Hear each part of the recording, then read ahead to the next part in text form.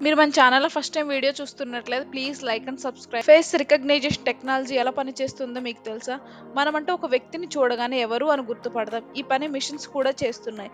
అసలు ఈ face recognition technology ఎలా పనిచేస్తుందో ఇప్పుడు తెలుసుకుందాం.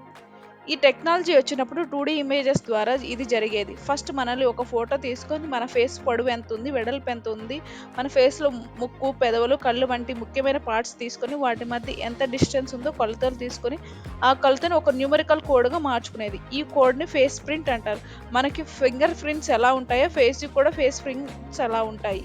ఈ కోడ్‌ని మన మొబైల్‌లో సేవ్ చేసుకుంటుంది. మనం ఎప్పుడైతే కెమెరా ముందుకు వచ్చి లాక్ ఓపెన్ చేయాలి అనుకున్నప్పుడు, మన మొబైల్‌లో కానీ, ల్యాప్‌టాప్‌లో కానీ సేవ్ చేసుకున్న డేటాని చెక్ చేసుకొని లాక్ ఓపెన్ చేస్తుంది. ఈ 2డీ వల్ల ఒక ప్రాబ్లమ్ కూడా వచ్చింది. మన ఫేస్ వేరే యాంగిల్‌లో ఉన్నప్పుడు మెజర్‌మెంట్స్ డిఫరెంట్‌గా వస్తాయి. అప్పుడు సరిగ్గా గుర్తించేవి కావు. కానీ ఇప్పుడు 3డీ వచ్చింది. ఈ 3డీలో ఫేస్ రికగ్నిషన్ వల్ల ఎటువంటి ప్రాబ్లమ్ రావడం లేదు. ఎందుకంటే మన ఫస్ట్ ఫేస్‌ని క్యాప్చర్ చేసుకునేటప్పుడు అన్ని సైడ్స్ చూపించమని అడుగుతుంది కెమెరా.